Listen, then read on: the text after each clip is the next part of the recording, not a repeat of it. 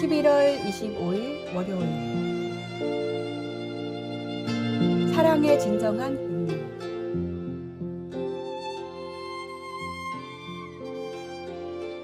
헤르만 헤세의 어거스터스에 나오는 이야기를 소개합니다. 어떤 부부가 아이가 없어서 몹시 초조하게 기다렸는데 마침내 아들을 낳았습니다. 그 어머니의 기쁨은 말로 표현할 수 없었습니다. 그날 밤 꿈에 천사가 나타나 이 아이를 위해서 한 가지 소원을 말해 보십시오. 라고 해서 어머니는 이렇게 대답했습니다. 이 아이가 모든 사람에게 사랑받는 사람으로 살아가게 해 주십시오. 꿈속이지만 바램은 현실이 되었고 그 아이는 자라면서 부모님과 형제와 선생님과 이웃들의 사랑을 독차지하며 많은 칭찬을 받으며 자랐습니다. 어느 날 그 천사가 다시 나타나 소원에 대해 만족하느냐고 물었습니다. 그러자 어머니는 후회스럽다고 말했습니다. 아이가 자라면서 사랑만 받으니까 자기는 당연히 사랑받아야 하는 줄 알고 이기적이고 자기중심적이고 교만하여 걷잡을 수 없는 아이가 되었기 때문입니다. 그래서 어머니는 소원을 바꾸어서 말했습니다. 이제는 사랑받기보다 사랑할 줄 아는 사람이 되게 해주십시오. 진정한 사랑은 받는 것이 아니라 주는 것에 있음을 깨닫게 됩니다. 예수님께서도 우리에게 무조건적인 사랑을 보여주셨고 우리도 그 사랑을 본받아 다른 이들에게 베풀라고 가르치셨습니다. 오늘 하루 우리가 어떻게 다른 사람들에게 사랑을 베풀 수 있을지 고민해 봅시다. 작은 친절, 따뜻한 말 한마디, 도움의 손길 등 우리가 할 수 있는 작은 것부터 시작해 봅시다. 사랑을 베푸는 삶을 통해 우리는 하나님의 사랑을 더 깊이 이해하고 경험할 수 있을 것입니다. 우리 모두가 사랑받기보다는 사랑할 줄 아는 사람으로 성장하기를 소망합니다. 오늘의 말씀. 아버지께서 나를 사랑하신 것 같이 나도 너희를 사랑하였으니 나의 사랑 안에 거하라. 오늘의 만나. 사랑은 받을 때가 아닌 줄 때 그 진정한 가치를 발견할 수 있음을 기억하며 오늘도 이웃에게 따뜻한 마음을 나누어 봅시다.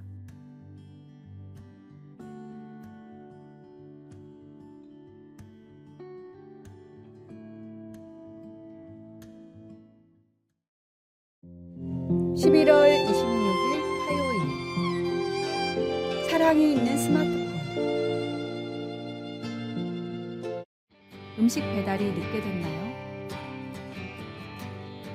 스마트폰으로 그 배달 기사에게 별 1개의 점수를 줄 수 있습니다. 가게 주인이 불친절했나요? 그 가게에 대해 비판적인 리뷰를 올릴 수 있습니다. 우리는 스마트폰으로 쇼핑을 하고 친구와 연락을 하는 등 여러 가지 일을 할 수 있는 반면 공개적으로 서로를 평가할 수도 있게 되었습니다. 그리고 이것이 문제가 되기도 합니다. 이런 식으로 서로를 평가하는 것은 전후 사정을 알지 못하고 판단하도록 할 수 있기 때문에 문제의 소지가 있습니다. 배달 기사는 자신이 통제할 수 없는 상황으로 배달이 늦어져도 낮은 점수를 받게 됩니다. 가게 주인은 아픈 자녀를 돌보느라 한잠도 못 자고 나왔다가 부정적인 리뷰를 받을 수 있습니다. 이렇게 다른 사람을 부당하게 평가하지 않으려면 어떻게 해야 할까요? 그것은 하나님의 성품을 닮음으로써 가능합니다. 출애굽기 34장 6장에서 7절에 하나님은 자신을 이렇게 묘사하십니다. 자비롭고 은혜로움, 상황을 무시하고 우리 실수를 판단하지 않으시는 분, 노하기를 더디하심, 한 번 안 좋은 경험으로 부정적인 리뷰를 올리지 않으시는 분, 인자가 많으심, 안갚음이 아니라 우리의 유익을 위해 벌을 주시는 분, 죄를 용서하심, 한 번 낮은 점수 받은 것을 가지고 우리 삶 전체를 평가하지 않으시는 분, 이렇게 하나님의 성품이 우리 성품의 바탕을 이루면 우리는 하나님이 사용하시듯 스마트폰을 사용하게 됨으로써 가혹한 말들을 피할 수 있습니다. 온라인 시대에 사는 우리는 누구나 다른 사람에 대해 가혹한 평을 할 수 있습니다. 하지만 성령께서 오늘 우리가 작은 사랑을 실천할 수 있도록 힘주시기를 간구합니다. 오늘의 말씀. 여호와께서 그의 앞으로 지나시며 선포하시되 여호와라 여호와라 자비롭고 은혜롭고 노하기를 더디하고 인자와 진실이 많은 하나님이라. 오늘의 만나. 우리도 하나님의 자비와 인내를 본받아 다른 사람을 판단하기 전에 이해와 배려로 바라보며 말과 행동에서 은혜를 베풀도록 합시다.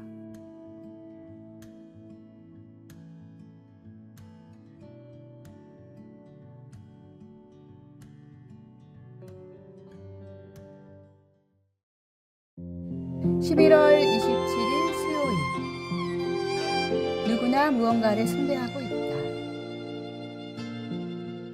그리스 아테네 중심가 고대 아고라의 주변을 걸으면 한때 아테나 여신의 동상이 서 있었던 아크로폴리스의 유적에서 아폴로와 제우스를 위한 제단을 발견할 수 있습니다.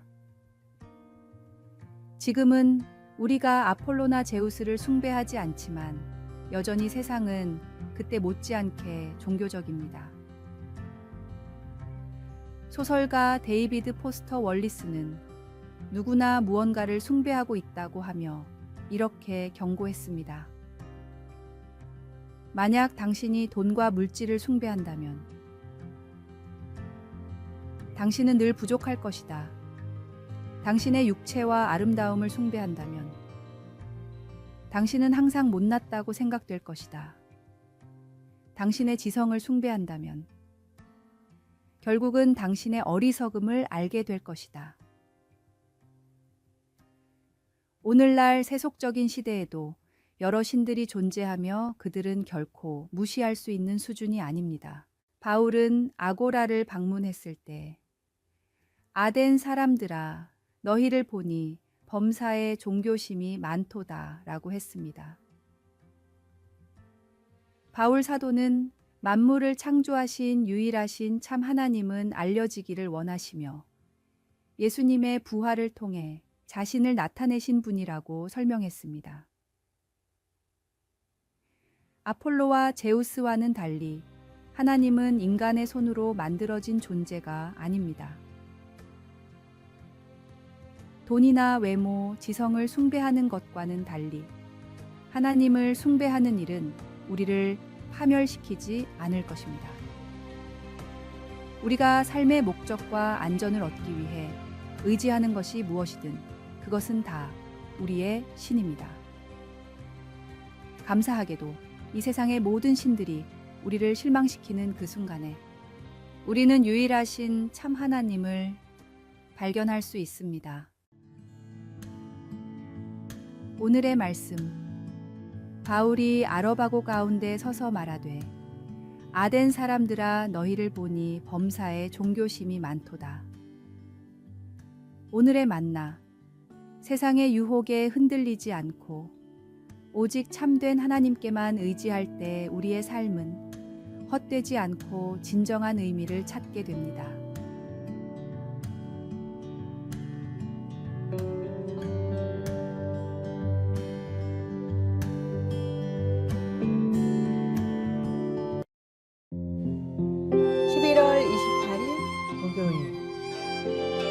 추수감사절의 축복.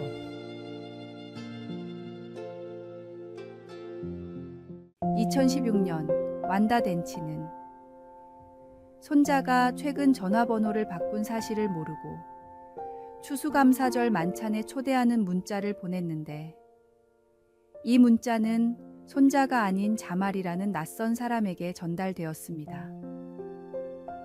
자말은 아무 계획도 없었기 때문에 자신이 누구인지 밝히고 나서 그래도 그 저녁 식사에 갈 수 있는지 물었습니다.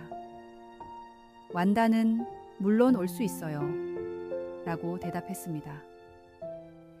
이후 이것이 연중 행사가 되어 자말은 완다 할머니 가족 저녁 식사에 매년 참석하게 되었습니다.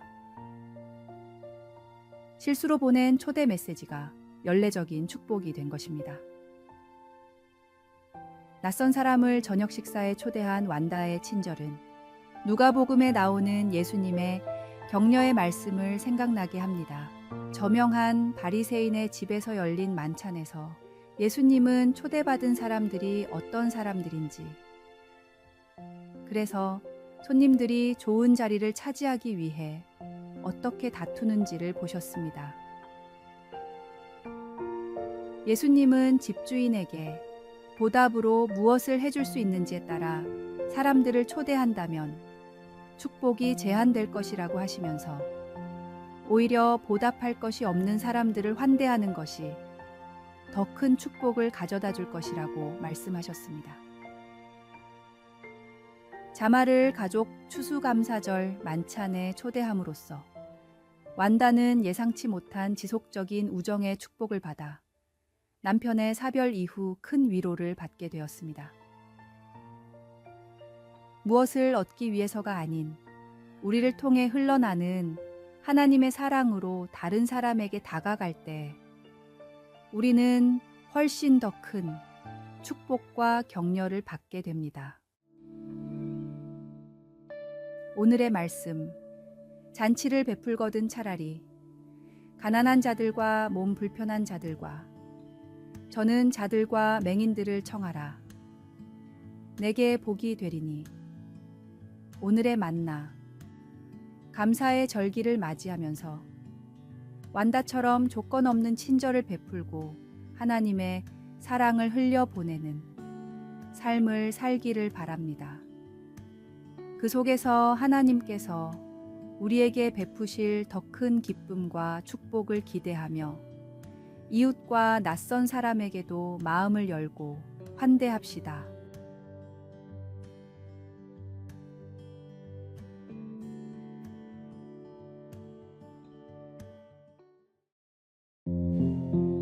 (11월 29일) 금요일. 상처가 있으니 생화입니다. 12월부터 시작되는 대림절은 예수님의 오심을 기다리는 소중한 시간입니다. 교회는 크리스마스 장식과 함께 대림절 초를 밝히며 그 주변을 아름다운 장식으로 꾸밉니다. 올해도 예배당에 대림절 초가 놓이고 그 주위에는 조화로 꾸며진 꽃들이 자리를 잡겠지요. 요즘 조화는 생화와 구별하기 어려울 정도로 정교하게 만들어집니다. 하지만 조화를 구별하는 나름의 방법이 있습니다. 바로 상처를 찾아보는 것입니다. 생화는 꽃잎이 시들거나 잎에 흠집이 남은 흔적이 있지만 조화는 상처가 없기 때문에 구별이 가능합니다. 이처럼 상처는 살아있다는 증거입니다. 우리도 마찬가지입니다. 상처받는 것을 두려워하지 마십시오.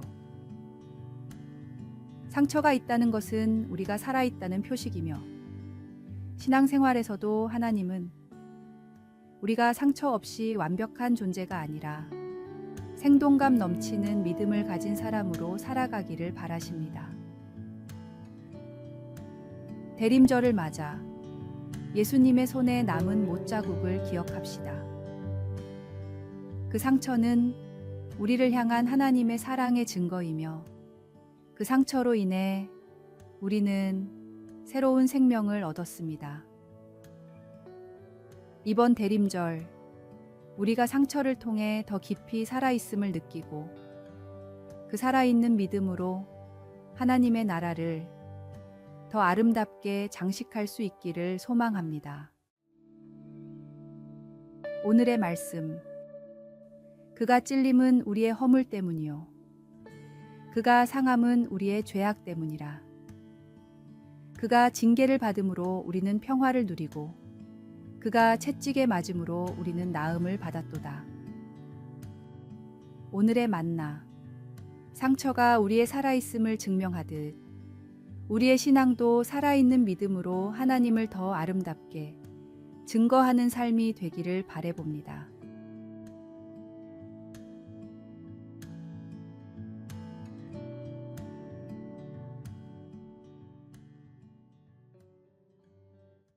아래에 빨간색 글자 구독을 누르시어 더 많은 전도의 열매를 맺으시기를 기도합니다.